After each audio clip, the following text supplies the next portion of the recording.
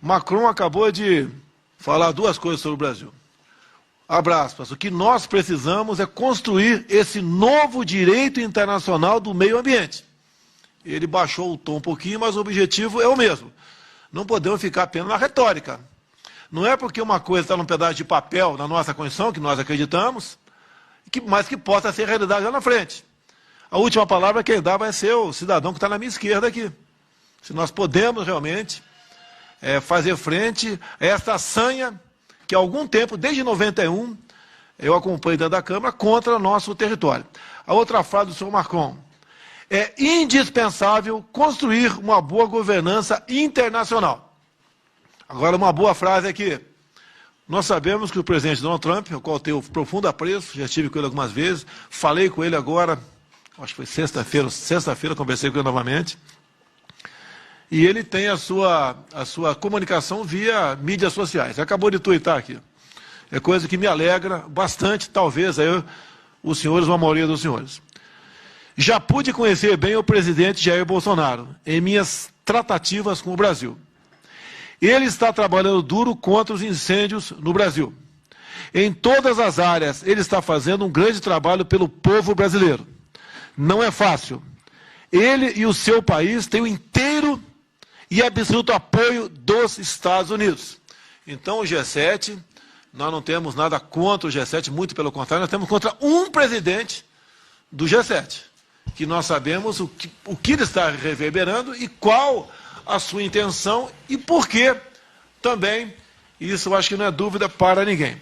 E nós devemos nos preocupar, sim, com o que vem acontecendo no Brasil. A nossa união é importantíssima, aqui não tem esquerda nem direita, tá? É uma questão de soberania nacional.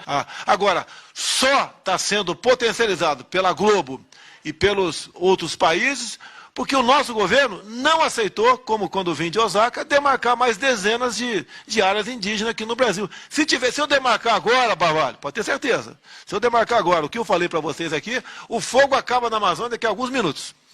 Acaba daqui a alguns meses. O que o primeiro mundo quer, alguns países do primeiro mundo, são todos, tanto é que a gente vê o americano ao nosso lado, o espanhol, italiano, e tantos outros que eu conversei aqui na América do Sul também, eles querem a nossa soberania e que nós possamos decidir o futuro da Amazônia com racionalidade. Ninguém quer aqui tocar fogo e destruir a Amazônia. Até porque, né?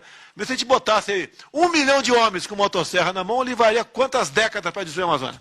Tá? Então é um absurdo que fala a nosso respeito. Até porque o estado, se não me engano, prezado governador do Amazonas, é o estado que tem menos foco até pela umidade, pelas condições climáticas, tá certo? Tem mais aonde? Em outros estados aqui, onde o agronegócio, a pecuária chegou sem transgredir.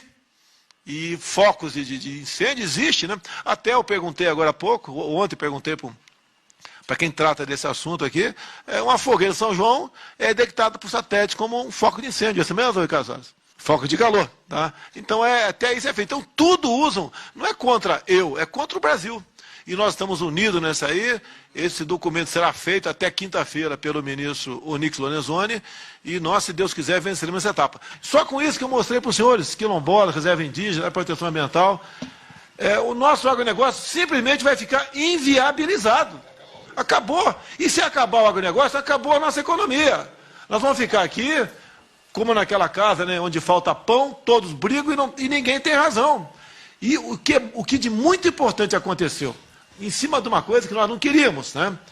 Em parte, as queimadas aqui na região amazônica, que não é isso tudo divulgado em especial para a nossa TV Globo. A TV Globo faz um trabalho excepcional do outro lado, de fora do território nacional, contra nós aqui. Está nos unindo, despertando um sentimento patriótico e cada vez mais mostrando que o Brasil tem tudo para dar certo. É só nós aqui continuarmos nessa linha que estamos adotando aqui, pensando no Brasil como um todo. Aqui, desculpa, aqui não tem estado mais importante do que outro.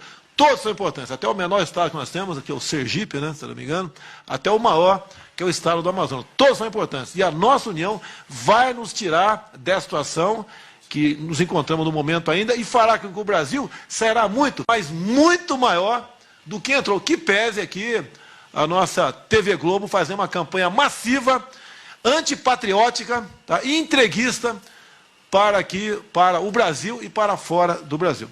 Essa posição colonialista do Macron, ela, além de ser lamentável, ela tem um passado triste.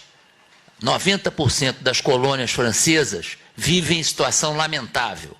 Então, isso talvez fosse bom ser lembrado por algum jornalista que seja um pouco mais moderado e que tenha algum sentido patriótico, que a França não pode dar lição a ninguém nesse aspecto. Eu vivi o problema no Haiti. O Haiti é a colônia francesa, uma delas.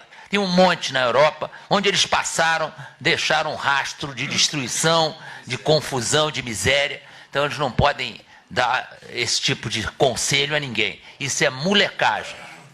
A questão do Fundo Amazônico. Em grande parte, o dinheiro vem de fora do Brasil. E isso tem um preço. Demarcação de terras indígenas, APAs, quilombolas, parques nacionais, etc. Isso leva a um destino que nós já sabemos, insolvência do Brasil. Nós vamos ter que enfrentar essa questão de qualquer maneira. Não é uma questão pessoal, ou está dando menos ou mais importância para ele ou aquele chefe estrangeiro. É uma realidade que tem pela frente. A indústria da demarcação de terras indígenas ocorreu logo após o governo Sarney, de boa memória aquele final do governo dele, onde ele resolveu, Jean Heleno, criar o projeto Calha Norte. Foi José Sarney e então o ministro do Exército, Leônidas Pires Gonçalves. Tá? E isso daí visava o quê? Criar polos de colonização, em especial na região fronteiriça norte do Brasil, em especial, mais a oeste um pouquinho também. E isso, então, precipitou essa indústria de demarcação de terras indígenas, cuja marca foi em 92, no governo Collor, com a portaria do Ministério da Justiça, demarcando a reserva Yanomami. Nós temos que ter autonomia, né, e fazer o que tem que ser feito, é que ser mudado, vamos mudar. Estamos preocupados com o mundo, sim, mas em primeiro lugar com nós, com o nosso povo, com o nosso movimento, com a nossa pátria. A Amazônia, não vou dizer que foi esquecida, ela foi usada politicamente, acho que desde Collor de Mello, mais ou menos, tá certo, para cá, de modo que o que Macron acabou de dizer, que a internacionalização da Amazônia está em aberto, tá, não deixa de ser uma realidade na cabeça dele. E nós que temos que nos unir para preservar o que é nosso e garantir a nossa soberania, com todo o respeito aos que me antecederam. Foi uma irresponsabilidade essa política adotada no passado tocante a isso, né, usando o índio com massa de manobra para que, ao inviabilizar o progresso nesses estados aqui, os governadores, que a maioria são da região norte, região mais rica do Brasil ou do mundo, como disse o Denário ali, tá, não estivesse sob nossa jurisdição ou que fosse usada para o bem comum nosso, irmãos, brancos, negros, índios, seja lá, tudo que está aqui no Brasil. Então essa questão ambiental, ela tem que ser conduzida com racionalidade e não com essa quase que selvageria como foi conduzida ao longo dos últimos governos. E o problema, né, a febre aqui agora está chegando aqui, batendo bastante alto no governo atual. E nós temos solução para isso, e se nós trabalharmos juntos, nós atingiremos nosso objetivo e todo mundo tem a ganhar com isso aí. Que não dá para admitir um país tão rico como o nosso e está a situação que se encontra. Como eu já disse para o Denário quantas vezes, né? Se eu fosse rei de Roraima, com tecnologia, em 20 anos teria uma economia próxima do Japão.